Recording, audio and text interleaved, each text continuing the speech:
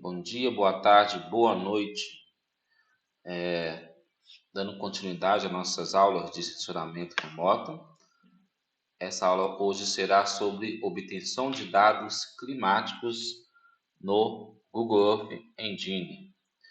Então, nós temos diversos dados meteorológicos, dados de satélites, temos diversas formas de aquisição da informação. Só por curiosidade aqui, para vocês também ter conhecimento que existe isso, vou colocar aqui no Climate Engine, tá vendo? Inclusive o nome remete a clima, né? O que é esse site Climate Engine? Tinha outro site também eu achava interessante, Fluxo, mas eu acho que está descontinuado lá, fevereiro de 2022. Então, ele está realmente descontinuado. Olha lá, a última update foi 2022. Mas esse site aqui, ó, a gente conseguia dados de evapotranspiração calculada por imagens do Landsat. É uma dificuldade para calcular evapotranspiração, a metodologia é muito complexa, tem que pegar dados de estação, pegar os dados de satélite bruto e fazer uma série de equações, enfim, né? Acabou que eles fizeram esse site que disponibiliza dados de evapotranspiração da imagem Landsat, mas, no entanto, até fevereiro de 2022, então dali para trás, não fizeram atualização. Percebe que as cores do site, né, Flux, ele remete muitas cores do Google, porque esse site só existe devido à existência do Google Earth Engine. Assim como o MapBioma também, depende do Google Earth Engine para criar essas novas tecnologias. E aqui nós temos o Climate Engine, que também é a mesma lógica do Google Earth Engine. Então, basicamente é o que? É a forma que nós vamos obter dados de satélite, dados meteorológicos, todos os dados que vocês queiram baixar do Google Earth Engine, vocês podem baixar por aqui também, de forma mais simplificada. Então, vou voltar aqui, estou falando aqui no Launch App aqui. Opa, ele vai abrir uma seção de cadastro, porque ele requer que você entre no Google Earth Engine de forma indireta. Então, você tem que fazer um logar com sua conta do Google. Uma vez logado com a conta do Google, você vai ter acesso. Você tem que registrar, ó. Vou colocar o nome aqui.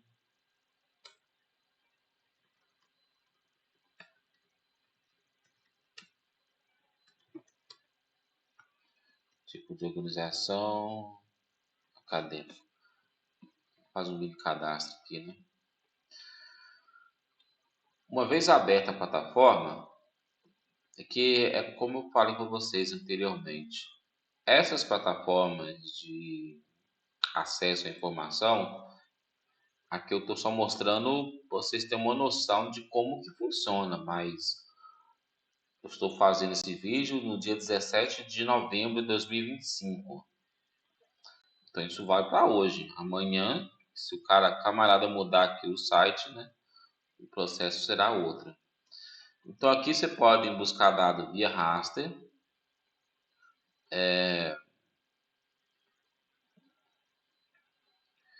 Vocês podem buscar informação de dados atmosféricos, do clima, dados do sensoramento remoto, né?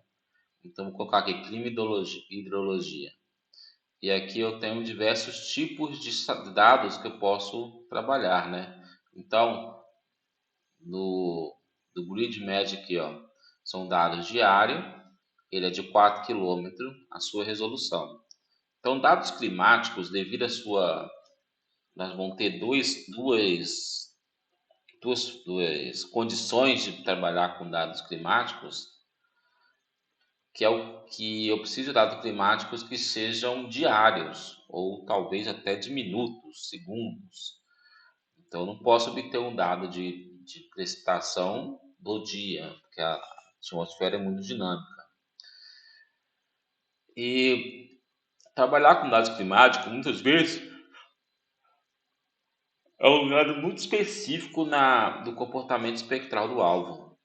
Nesse sentido, eu tenho que ter uma série temporal muito grande e eu tenho que ter dado muito específico, acaba que, para me conseguir obter uma imagem nessa condição, eu tenho que aumentar a sua resolução espacial, por causa desses dois fatores. Então, dados de satélites climáticos estão na ordem de quilômetros, 4, 5, 10, 50 quilômetros. Você não vai conseguir dados climáticos com melhor resolução. Talvez um satélite ou outro vocês consigam 1 quilômetro, talvez até 500 metros, mas ele não é tão frequente ao longo do dia. Então você não consegue ter diversos dados de temperatura, precipitação com uma resolução alta toda hora. Então você tem que ter isso em mente que se eu for trabalhar com dado climático, eu vou trabalhar com resolução muito alta. Então aqui 4 quilômetros, 11 quilômetros, 50 quilômetros, tá vendo? 4, 8, aqui tem 800 metros, mas ele é mensal. Aqui 2,5, né? Só que ele é semanal. Então, quanto mais diário ele for, esse GPM, se eu não me engano, ele é horário, ele é de hora em hora. Então, você 24 km, 11 km no caso, né? O CIRPS ele é diário, 4,8 km. Então, não são satélites que têm essas condições. Aqui eu estou mostrando para vocês dentro do Climate Engine, porque todos os dados que estão aqui também estão no Google Earth Engine. Então, vocês podem aqui ter uma filtrada dos dados que existem, mas se você quiser um acesso talvez mais específico, o recomendado é fazer no Google Earth Engine, mas aqui é uma forma fácil de obter esse dado. Então, vou começar aqui, né? Estou no clima e hidrologia, no GridMatch aqui, posso trocar, por exemplo, para o TRM, que ele é mensal, posso trabalhar com GPM, que ele é diário, né? Vou pegar o GPM aqui, por curiosidade aqui. Eu posso obter dados de precipitação. Se eu trocar aqui o produto, ó, se eu trocar para o ERA 5 diário, eu tenho a temperatura mínima, máxima, temperatura no ponto de orvalho, precipitação, aqui já me entrega evapotranspiração. Então, na medida que vocês vão trocando aqui o produto, vocês vão ter também outros tipos de informação que ele entrega. Aqui você tem produto global, ou seja, vai ter no Brasil, e aqui os produtos só funcionam na parte da América, né? Então, nem adianta olhar esses dados aqui, são os dados americanos. Aqui, ó, o Mera 2, 50 km, ele pega uma área muito maior, mas por ser 50 km, pode ser que ele entregam dados melhores, alguns dados diferentes aqui, ó. Aqui você entrega o déficit hídrico de forma diária, tá vendo? Potencial déficit hídrico, utilizando diferentes métodos de evapotranspiração para calculá-lo. Aqui eu tenho a precipitação, né? Evapotranspiração também, temperatura mínima e máxima. Aqui, ó, quer ver?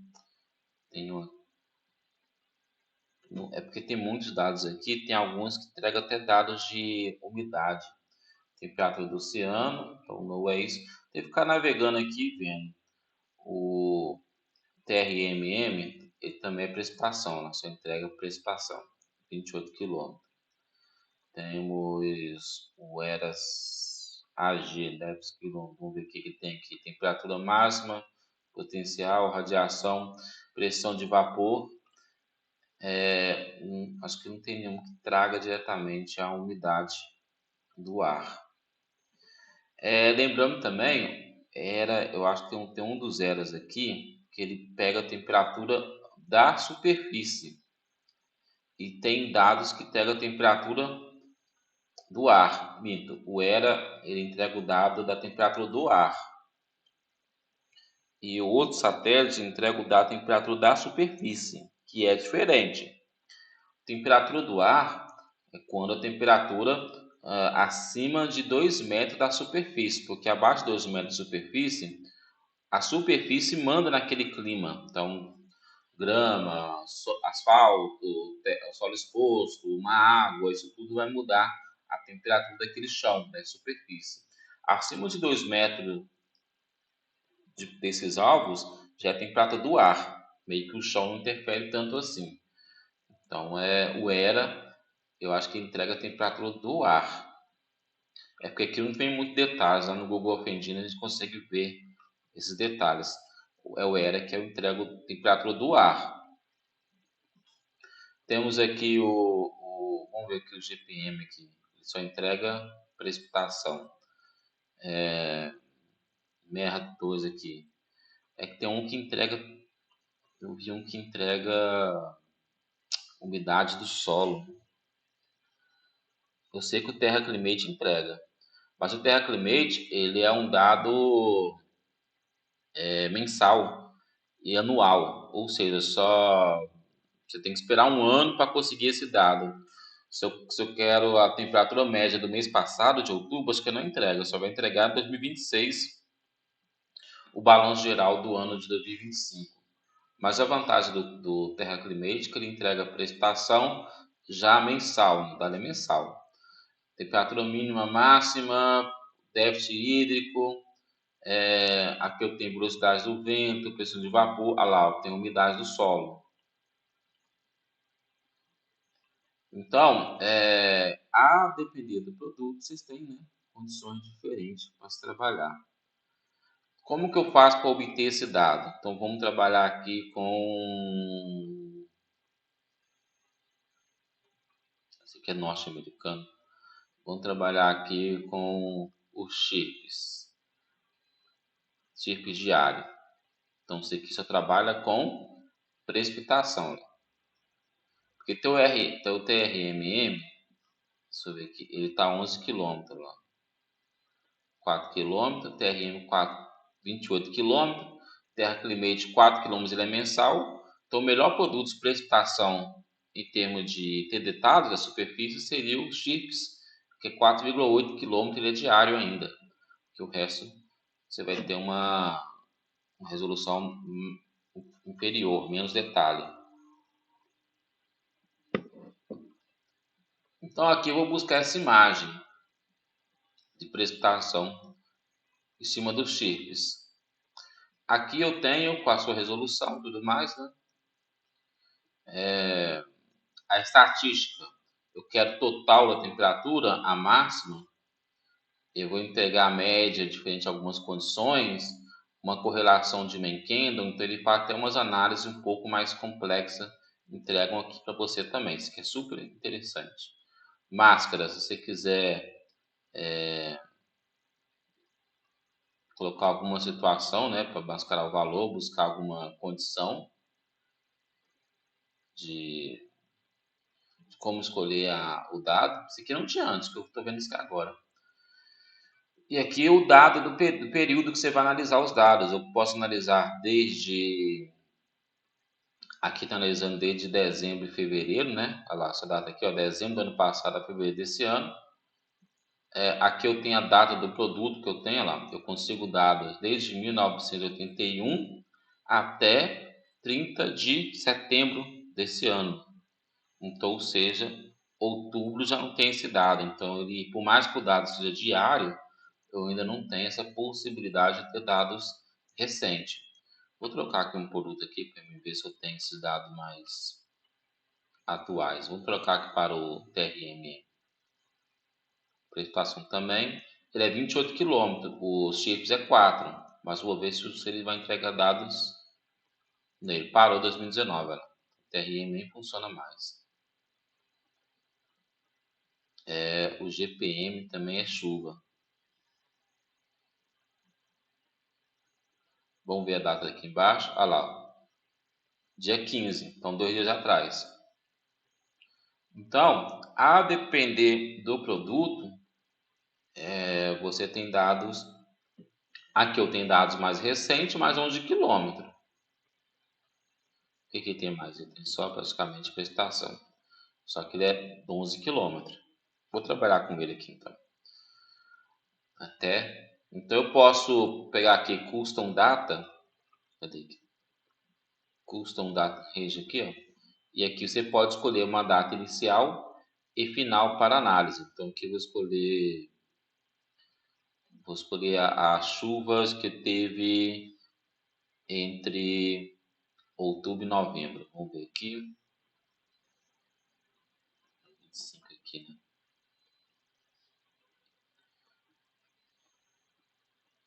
Vou pegar aqui outubro desse ano. Setembro, 1º de outubro. E o final, eu não sei se colocar o mês que não existe dá certo, porque no Google Ofendi não aceita.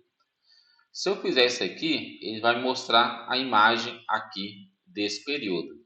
O que vai fazer? Ele vai pegar todas as imagens de outubro a novembro desse ano, né? Até dia 15, 2 dias atrás, e vai me dar o total desse valor. Se eu posso pegar o máximo, ou seja, se teve um dia que teve um pico mais de prestação, né? Mas eu vou pegar o máximo mesmo.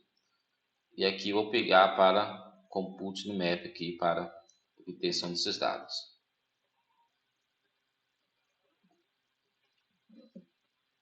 Aqui deu erro por cada data aqui, olha lá, porque não deixou eu pegar uma data que não existe. Então vou pegar a data limite aqui, que lá no Google Fedina ele aceita data bem lá na frente. E aqui está formando a imagem, o quanto que choveu ao longo desse último mês. Aqui do lado aqui forma esse mapa, né? Nesse mapa aqui, logo aqui embaixo aqui, ó, eu tenho Enter Place Location. Então aqui eu posso digitar o local que você quer estudar. Então eu vou estudar, por exemplo, São João Evangelista.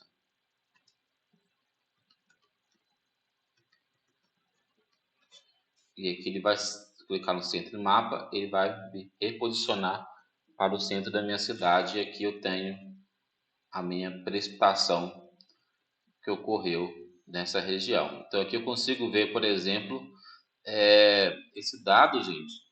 É 11 quilômetros, sim, mas se eu for trabalhar com estação meteorológica, eu não vou ter esse dado espacializado dessa forma. Eu vou ter uma estação meteorológica aqui em Goiânia e ela que vai me satisfazer. Eu vou extrapolar ela para São João, sendo que chuva não funciona assim. Aí vocês me perguntam, esse dado é confiável?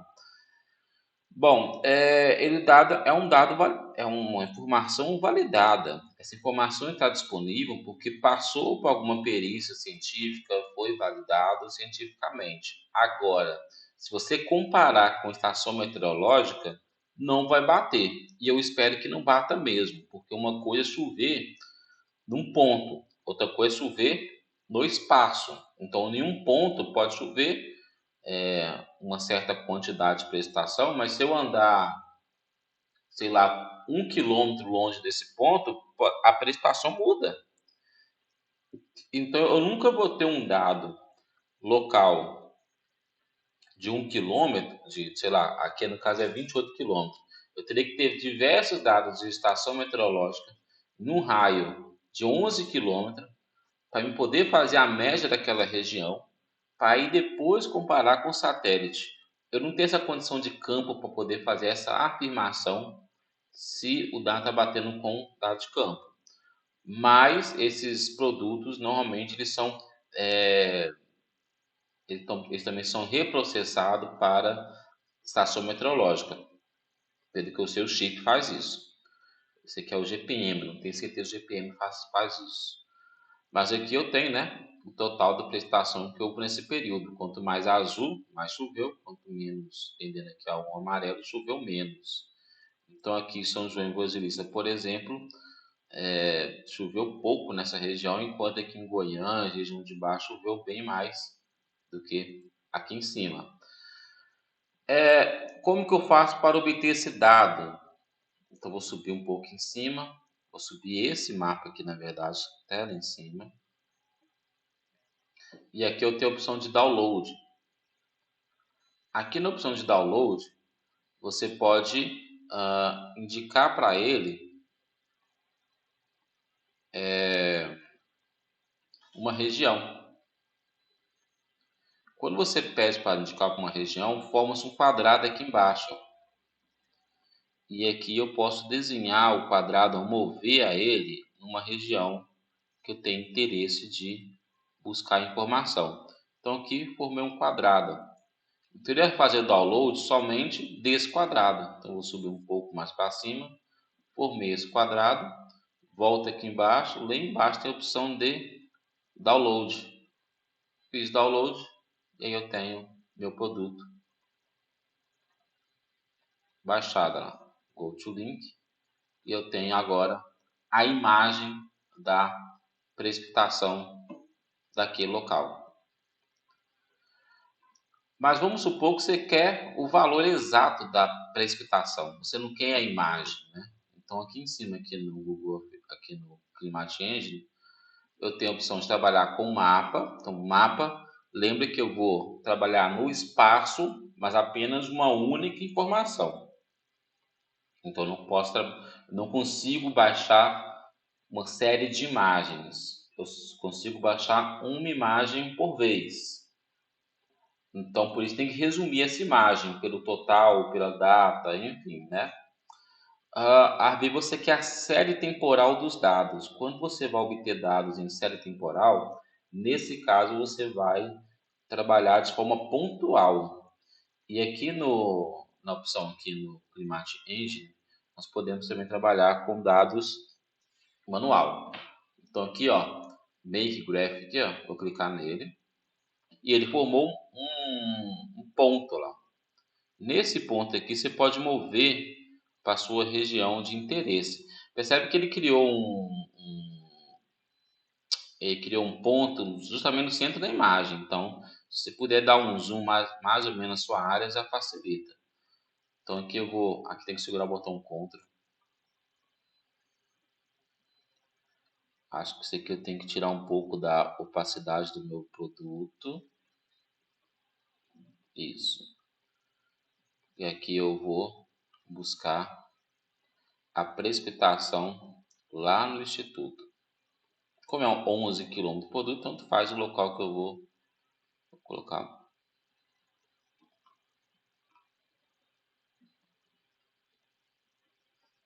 Aqui. Ok. Então aqui eu tenho um ponto. Eu posso adicionar, se eu não me engano, até 5 pontos. Tá? Você pode adicionar aqui regiões até 5 pontos. Estou jogando informação para vocês de algum tempo que eu trabalhei. Vou adicionar vários pontos aqui para ver o limite dele. 3, 4, 5. Olha lá, 5 é o limite, tá vendo?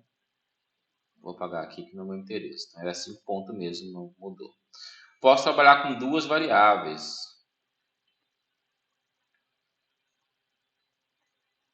Tinha como trocar aqui uma variável apenas, duas variáveis, tá vendo? Então, eu posso trabalhar precipitação, temperatura, ou duas, enfim, né? Aqui eu estou nos chips mesmo, 11 km. E aqui eu tenho as datas, tá vendo? Então, aqui eu marquei um local no meu mapa, selecionei o produto específico e vou... eu tenho que ter a segunda, vou colocar uma só para a gente não... E vou computar minha série temporal.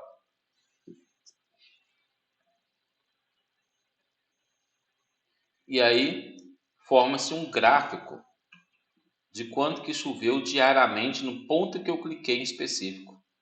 E aí você pode fazer download, tá vendo? Em CSV ou até em XLS, que é o arquivo direto do Excel. Eu vou clicar aqui para fazer download e aqui vou ter dados do Excel da precipitação daquele local.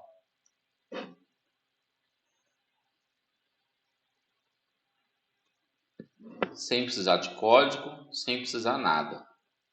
Ressalva, isso só existe porque o que ele está fazendo é acessar o Google Earth Engine e te entregar a informação. Para quem só quer trabalhar, aqui tem as datas, né?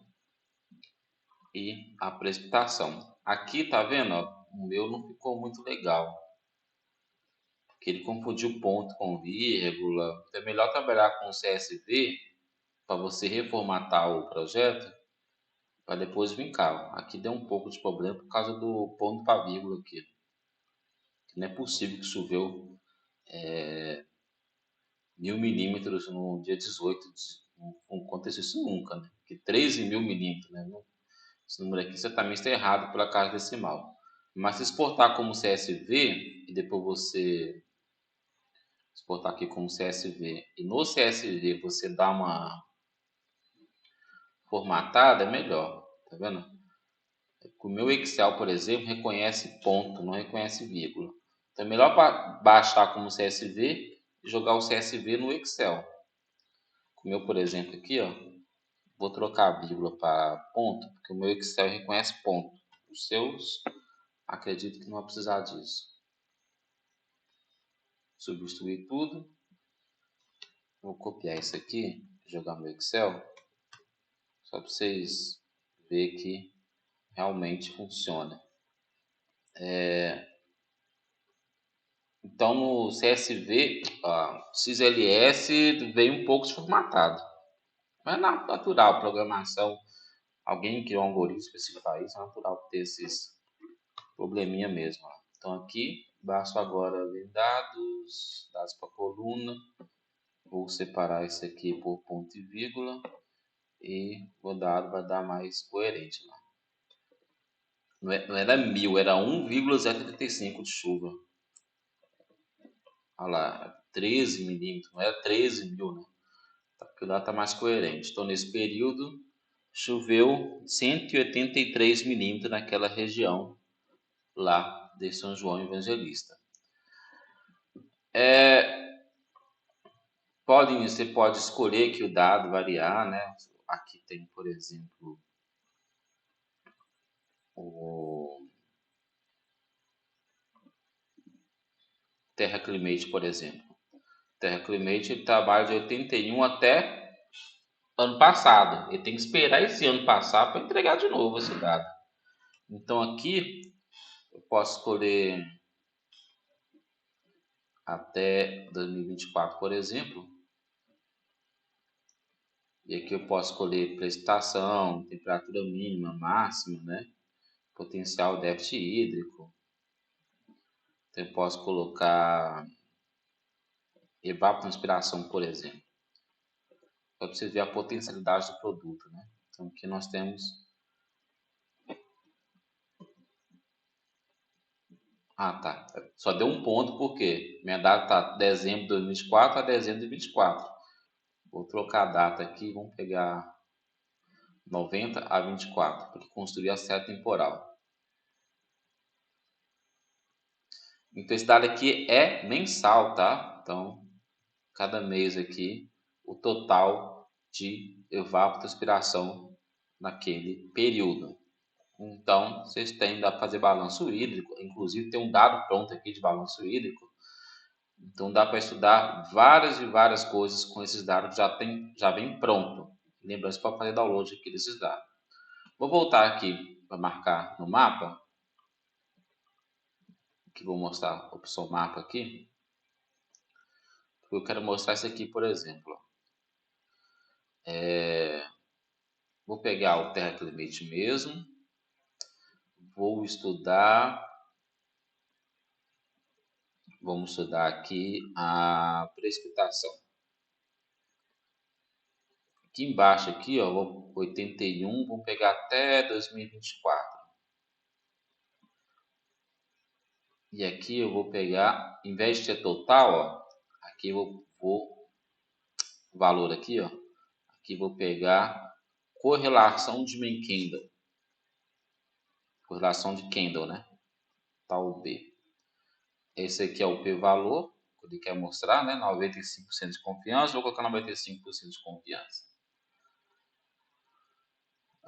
De dezembro a dezembro, e vou executar o código. Aqui, gente, ele está calculando uma correlação de main candle. Olha para você ver que isso aqui é algo mais complexo. Então, só isso aqui já dá um TCC, só essa análise aqui, para vocês terem uma ideia. Então, aqui analisou a correlação de main candle da precipitação desde 1981 até 2010. Assim, tinha trocado aqui para 24, ele resetou na que eu troquei, né?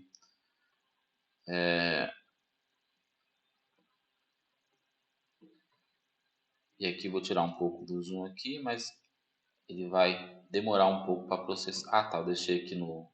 Opa, vou aumentar aqui.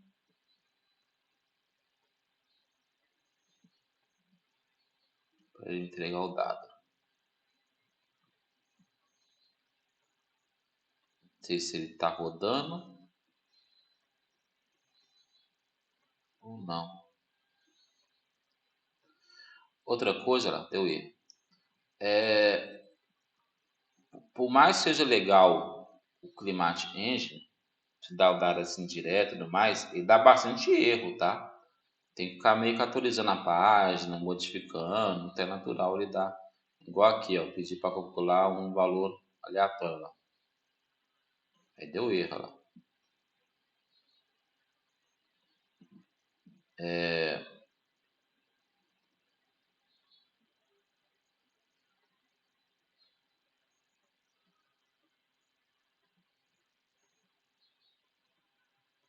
Queria que viesse o Nintendo aqui. Para rodar de novo. O que o Mankendo entrega? Que no Google Engine ele entrega direto. Né? O Mankendo está dando valor aqui de negativo para positivo. Então, ao longo do tempo, ao longo do ano, dos tempos, né? Vou colocar 100% aqui de... Aqui já rodou. Até a validação que não estava gostando.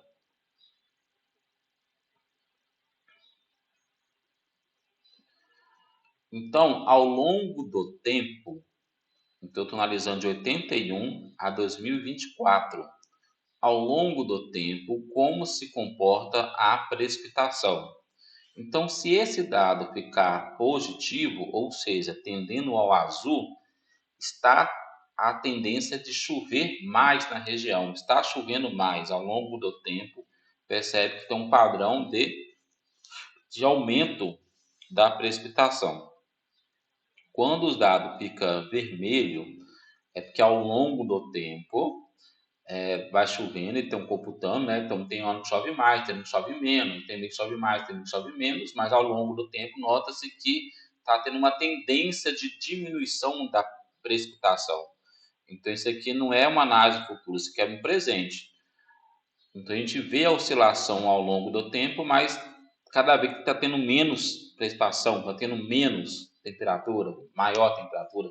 Então aqui eu já começo a trabalhar com cenários de mudanças climáticas, que eu já começo a trabalhar que, olha, essa região aqui, ó, ao longo do tempo, está chovendo cada vez menos. Essa região aqui em azul, ó, está chovendo cada vez mais. Então isso pode ter impacto, por exemplo, na escolha de produção agrícola, na escolha de trabalho, enfim. É um dado de prestação ao longo do tempo, é uma análise séria temporal. E você pode fazer essa correlação de Menkendel, tanto para precipitação, eu posso trocar aqui para dados de temperatura, por exemplo, vou fazer o Menkendel para temperatura máxima. Vamos ver se ele vai trocar a data aqui embaixo. Olha lá, vou tentar computar de novo. Então, quanto mais vermelho, está cada vez mais quente. Quanto mais azul, está cada vez mais frio. Então, aqui a gente vê a tendência que ao longo de 81 até 2024, eu tenho uma tendência do aumento da temperatura. E aqui eu já tenho esse dado tudo computarizado a 4 km. E se eu quiser fazer download, é o mesmo processo que eu que eu mencionei anteriormente. Eu caio em download, faço quadrado e obtenho o dado. Então, a partir daqui, ó, vocês podem baixar também. Vou deixar esse vídeo só para o climateante, né? Pra vocês não trocar de assunto.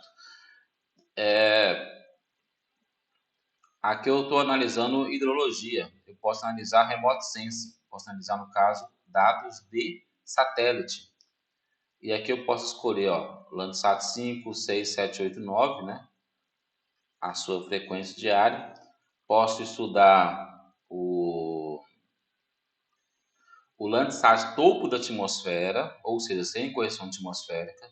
O Landsat com correção atmosférica, que é a superfície reflectância. O MODIS que já é diário, tá? Então, quem quer estudar mudança na vegetação, por exemplo, o MODIS é mais indicado para isso. E aqui eu tenho o Sentinel, né? Também. E aqui uns outros satélites que eu nem sei do que se trata direito. Tem muitos produtos que já vem pronto, né? Então, às vezes, eu surpreso um produto novo aqui. Então, aqui vamos pegar aqui o MODIS diário, 500 metros.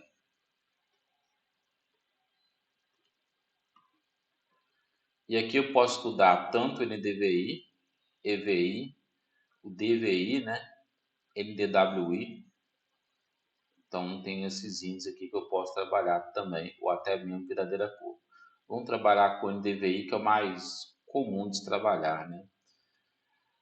Mesma coisa, correlação de Menkendon. Aqui, ó, uma especificação, ó. Produtos MODIS começa a partir do ano 2000.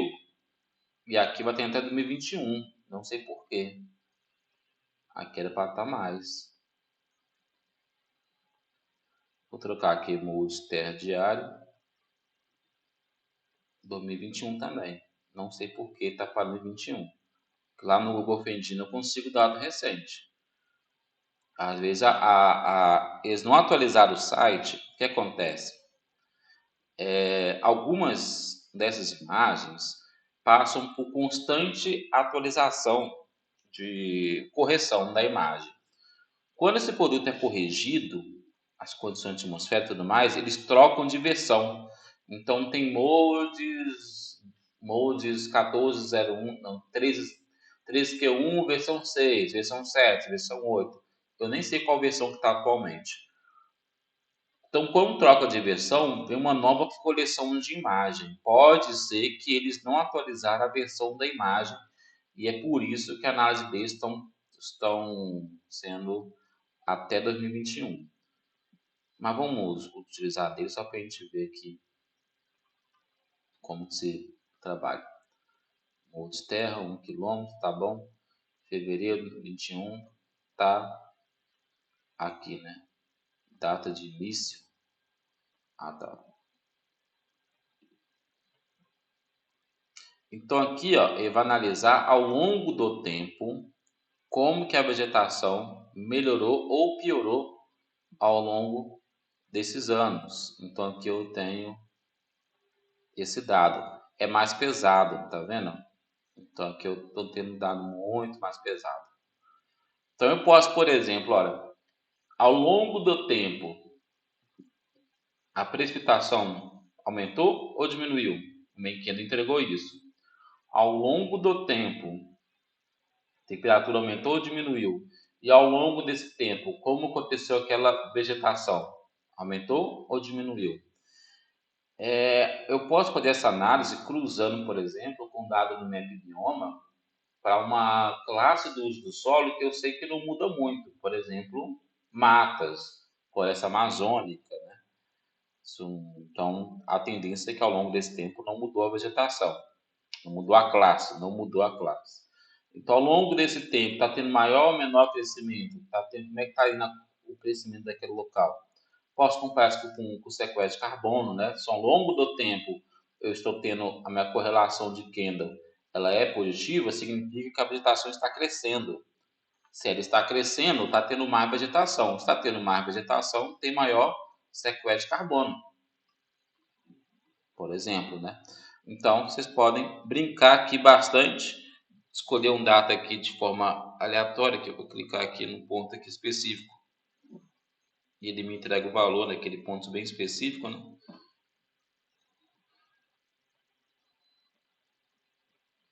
É claro, gente, isso aqui, ó, é meio complexo de processar, então demora um pouco para entregar a resposta, mas entregou aqui, ó, lá, 0,34. E por aí vai. Então vou deixar. Aqui vocês podem fazer download do dado, pode fazer baixar. Isso aqui não tem seta temporal não, mas vocês podem também fazer. Então aqui, ó, vocês podem obter imagem e até mesmo alguns produtos já pronto, fácil de baixar, fazer análise e até propor algum trabalho com esses dados, porque é só baixar e interpretar. Não tem muito o que fazer não.